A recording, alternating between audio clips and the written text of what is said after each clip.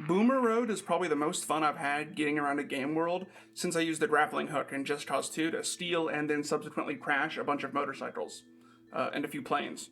A boat once, and then I stole a guy. But this segment is about Boomeroad. Boomeroad is a game that feels more like a proof of concept than a complete product, and that's because from what I can tell it sort of is. It was a project done by recent college graduates who had just started at Bandai Namco in a program the company calls Gemini, with like a capital G-E-M. In 2023, the run of Gemini actually produced 3 different games, all done by different teams. I might eventually touch on the other 2 at some point, since all 3 are available on Steam for free, but Boomeroad. In Boomeroad, you play as an unnamed protagonist who is a kind of sky archaeologist, I suppose, who uses a boomerang to create rails that he can grind on a la Sonic the Hedgehog. When you hear the idea, it seems like it could easily become a really janky mess, but Boomeroad is surprisingly smooth, and it's very simple to control and play. The game is extremely short. I think I finished it in maybe under 15 minutes on my first run, and maybe a little under 20 when I went out of my way to find all of the little collectibles that there are in the stages. There isn't a single minute though where you aren't having any fun, because even when you're like stuck looking around trying to find stuff, the movement is so perfect. It's so buttery smooth. The story is very one note and really just there to give us a reason to explore. Our unnamed protagonist is in search of ancient treasures hidden within a ruined tower. However, in order to open the door, he'll need to search out and activate several stone monuments in the area. That's all we get before we're told to go out and search and look.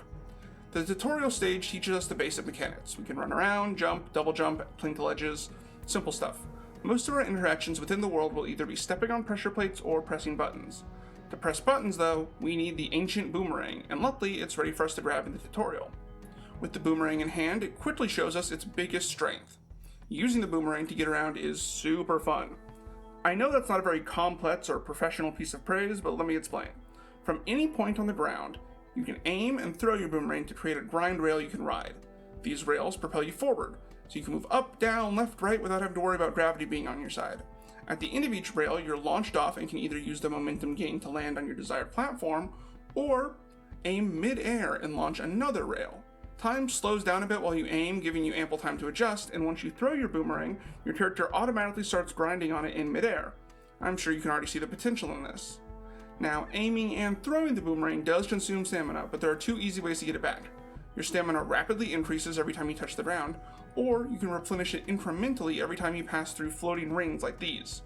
Chaining together rings and rails lets you fling yourself all across the map without a care in the world. Now the goal of each stage, of which there is sadly only 3, is to find the stone monoliths and activate them before leaving to the exit. There are a few artifacts scattered throughout each stage that can increase your stamina gauge, so exploration is rewarded, but for the most part, you'll be focused on the monoliths and the exit.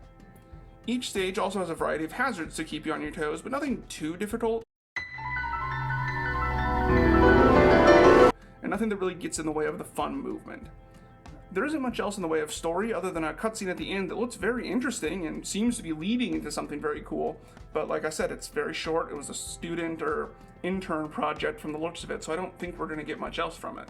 Honestly, combining the game's looks with its gameplay and the interesting end cutscene, this is a game I really hope Bandai Namco eventually does something more with. As it stands, it's a very short, free product that's a ton of fun to mess around in and explore. If you're looking for something to take up a short break or show you some fun movement mechanics, you can't go wrong with Boomeroad. After all, it's free.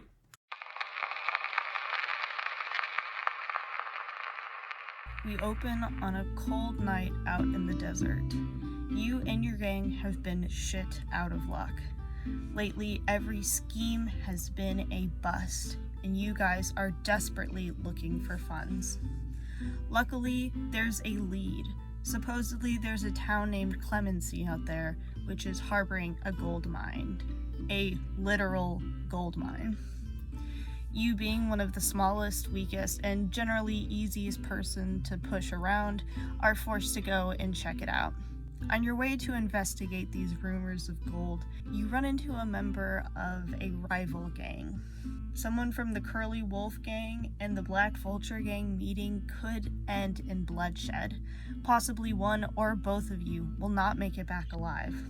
And yet, Joseph, the bird you run into, meets you with kindness and a smile. So, the two of you form an odd partnership and become the Lookouts.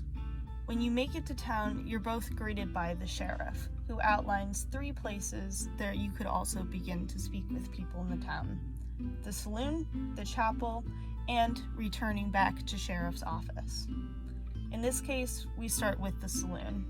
You meet the bartender Bartholomew, who says he came to town 8 years ago, also looking for gold, and was almost run out of town. Though Clemency was once a mining town, even 8 years ago, no one had been there for decades. Sheriff originally wanted Bartholomew and his fiancée to leave, but ultimately decided that they were good people who needed some help. With the support of the town, he was able to set up his bar, and the rest is history. He doesn't have much more to say of interest, so you and Joseph both decide to leave. On your way out, Bartholomew says he would love to introduce the both of you to his husband if you ever came back. Even Joseph, previously unflappable, is a bit taken aback by how candidly he is able to mention his husband. Your next stop is at the chapel, where you meet Pastor Jacob.